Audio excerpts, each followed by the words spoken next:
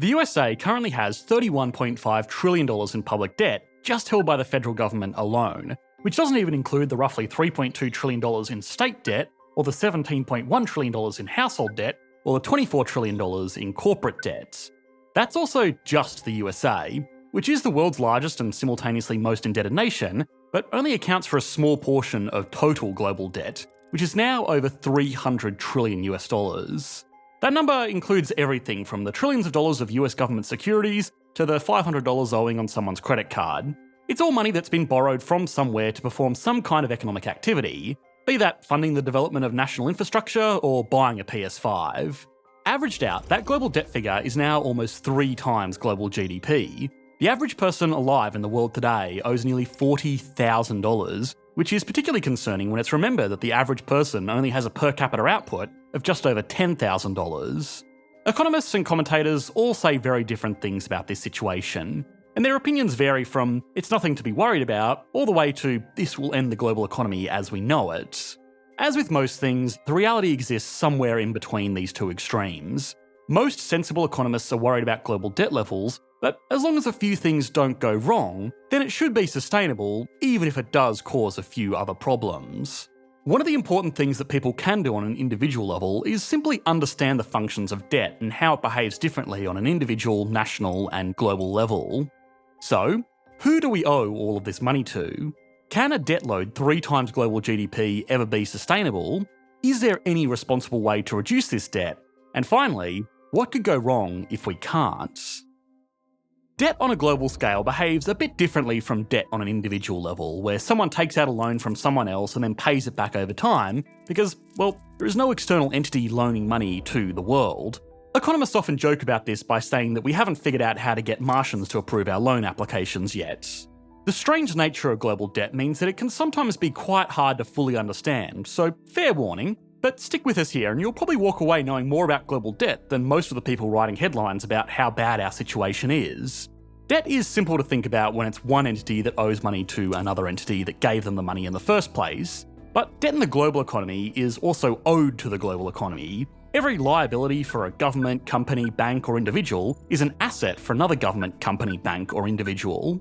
When the global economy borrows money, it's not so much borrowing it from some other entity, as much as it's borrowing money from its future self.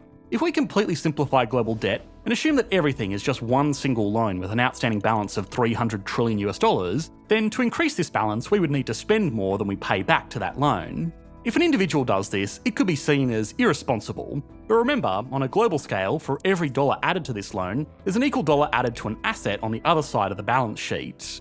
Taking on more debt can be a really good thing if it's used to invest into projects that will produce more value for the global economy in the long run. When economists talk about debt on an economy-wide scale, they usually talk about it in relation to GDP, as a, well, debt to GDP ratio. This is a very useful measure for economists, but it's also very easy to misunderstand and make sound scarier than it really is. Total global debt is now 3 times total global GDP, but debt accumulates, where GDP is a discrete measurement made year to year. If an individual had a debt that was 3 times their income, that probably wouldn't be a huge cause for concern, assuming that it was debt like student loans or a mortgage that will add value to that person in the long term. A better measure might be something like global debt compared to global assets, sort of like a global net worth.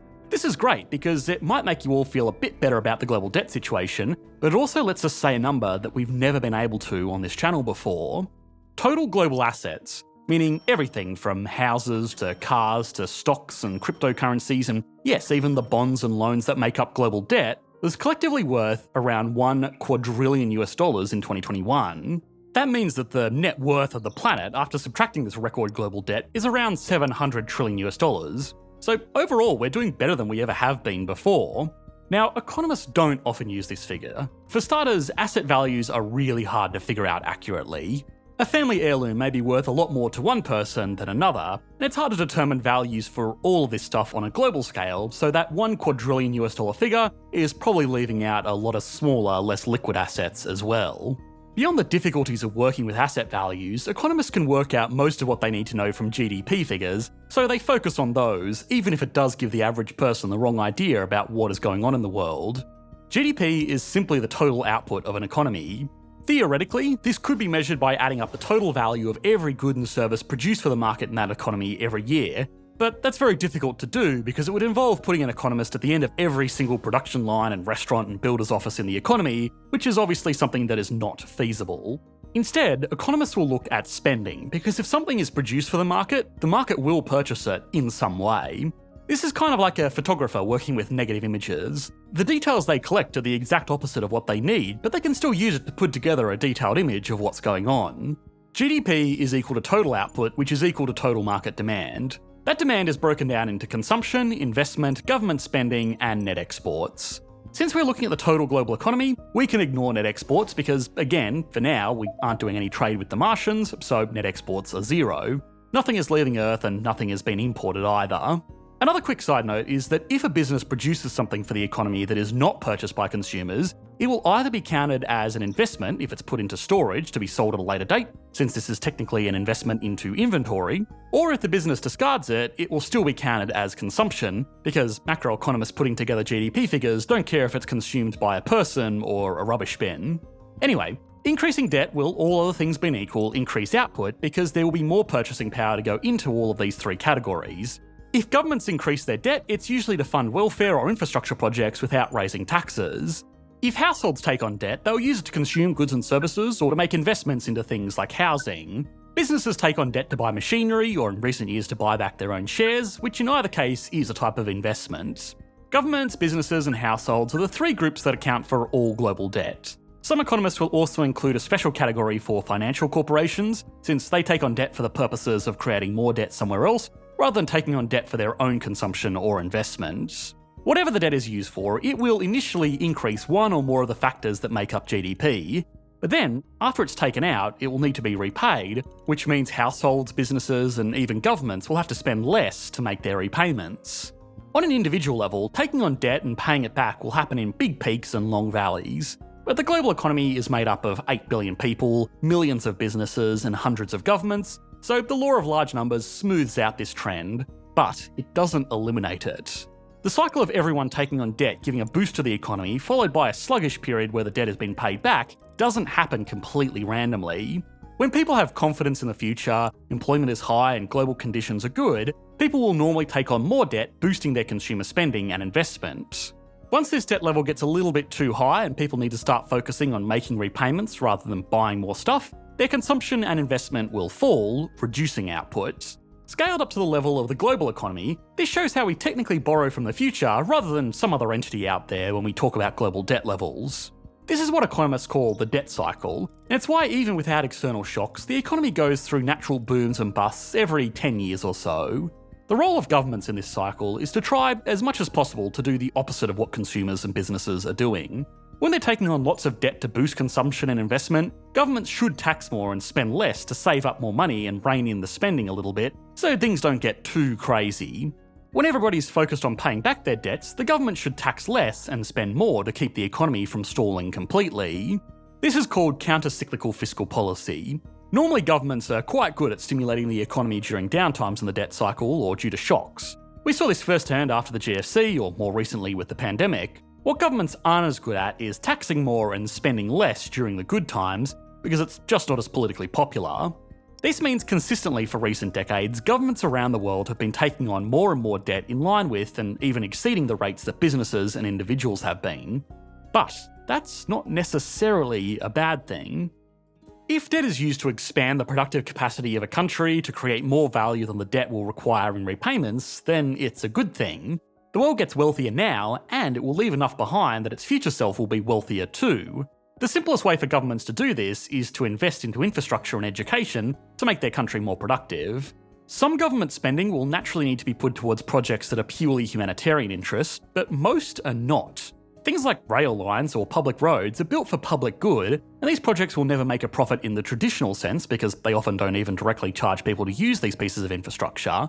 But almost every advanced economy in the world will employ economists to do benefit studies on major projects before they are built to make sure that they will produce more economic value over their expected lifetimes than they cost. If a rail line can transport goods and people to where they need to be more efficiently than existing alternatives, then businesses will be able to produce more and individuals will be able to get to work more easily. This means that they'll pay more tax so the governments can go on to fund more projects in the future. It might seem very cold-hearted, but the same kind of analysis is even done on government spending like defence and social programs. A country with safe trade routes, defended borders, lower levels of crime and opportunity given to people down on their luck will produce more output overall and again, pay more taxes. If governments take on debt to endlessly fund projects that don't produce a positive economic return, then they will eventually go broke.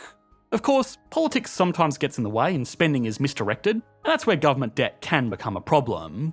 A lot of the spending on stimulus measures during the pandemic done by a lot of governments around the world won't have much of a long-term positive effect on the economy's output. That's not to say that these policies were a mistake, it's just that desperate times called for desperate measures and those policies were more focused on avoiding an economic meltdown in the short term, rather than setting an economy up for growth in the long term. The composition of GDP is arguably even more important for households and businesses as they contribute to consumption and investment. A theoretical economy could produce a plate of pasta for someone to eat, or it could produce a pot that would be used to make more pasta. Both of these are items that have value, but the pot will keep its value and go on to be counted in the roughly $1 quadrillion worth of assets worldwide. The pasta, once it's consumed, doesn't have any value anymore. Debt taken on to buy assets is therefore normally seen as good debt, where debt taken on for consumption is bad debt, because there's no way for pasta to provide any future economic value to pay off the debt that was required to consume it. That's the simple breakdown, and most debt in the world is used to make investment purchases. This means stuff being produced now will go on to grow the $1 quadrillion collection of assets that make up the global economy and make us richer overall. All other things being equal, the global economy would be better off for having $1 quadrillion worth of capital and $300 billion worth of debt, rather than just having $700 billion worth of capital, because all of that extra could be giving people better jobs, creating new industries, advancing technologies, and just generally doing things that will grow the economy in the long term. But this depends a lot on making sure those investments are made into assets that will help to increase output. Global net worth as a portion of GDP is up by roughly 50% in the last 50 years, and 25% in the past 20 years alone. In that same time, GDP is more than 10 times what it was back in 1970. Now, this might sound like a good thing, but what it really means is that the investments the world is making into this $1 quadrillion worth of assets are 50% less productive than they were 50 years ago. This is especially true in advanced economies, where wealth has grown much faster than output. So debt is increasing, but the true value of the economy is increasing much faster, at least on paper. The value of anything is determined by the forces of supply and demand, so all the value that has been built up in the global economy's balance sheet depends on how much someone is willing to pay for it. This is the real risk of higher global debt levels. When things go bad, the market value of assets can fall much faster than debt, which long-term only really loses value if it's no longer possible to recover, say for example if the debt is forgiven, which is happening in a lot of countries around the world right now, or if the borrower just simply can't pay it back. A good way to think about global debt is in terms of the risks it presents. It can make good times extra good as the economy can expand more rapidly and build out more projects that wouldn't have otherwise been possible without debt, but it can make bad times worse because the debt holders want their repayments no matter what. Today's debt load is high compared to output, but lower than it has been in the past compared to the total wealth of the planet. So that's great as long as that wealth is working to build more output and opportunities for the global economy, which unfortunately it hasn't been. A lot of the assets that have seen the greatest appreciation in recent decades have been non-productive assets, mostly real estate. All of the real estate in the world is worth roughly $350 trillion.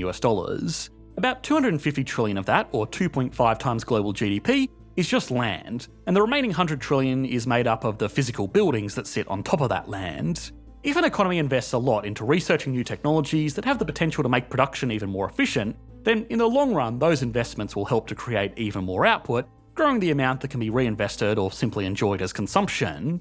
If an economy invests into land, it doesn't change the fundamental nature of that land, it just makes it more expensive. More expensive land means that one of the factors of production, land, labour and capital, becomes less affordable, which puts downwards pressure on output. Investment into real estate also comes at the expense of investment into other, potentially more productive investments. A lot of rapidly developing countries around the world today are having serious problems with debt because their growth has stalled and getting finance has become very hard and expensive. It's much safer for debt to flow to assets like real estate in advanced economies than it is to flow to factories in developing economies, even if the factories will go on to produce more for the global economy than a pile of dirt. On a global level, it would be much better if debt wasn't used to fuel speculation on an unproductive asset, but still, the debt isn't a problem. Although, zoom into a national level, and it becomes important to ask who we owe all of this money to. 95% of all the wealth or the net worth of the world, including the $300 billion owed in debts, is owned by households, and the other 5% is owned by governments. Businesses that are primarily responsible for creating value in the economy do own assets, but then the companies themselves are owned by people, either directly if they have shares in the company, or indirectly if they own them through retirement savings plans. The 5% of global net worth controlled by governments is made up of foreign currency reserves, public real estate, state-owned enterprises, sovereign wealth funds, and in very rare cases, loans made directly from the government. A lot of governments, including the US federal government, have negative wealth. China has the largest share of global government wealth, mainly in the form of foreign currency reserves, land holdings, and as a rare case where the government itself gives out loans directly to other countries, although that hasn't been an outstanding success for them. Global debt isn't a problem, but what we are using the debt for might be. And while it might feel good to say that on a global scale we just owe this debt to ourselves, on any other scale that's not true. The average net worth of someone on Earth is around $90,000, but that average is skewed by just a few extremely wealthy people, and that might be a problem, but we're going to make an entire video on that next week, so I don't want to reveal too much here, but make sure to subscribe so you don't miss out on that one when it comes out. Or if you prefer to listen to these videos, we make all of them, as well as full interviews with world-class economists, available on our Spotify page. Thanks for watching, mate. Bye.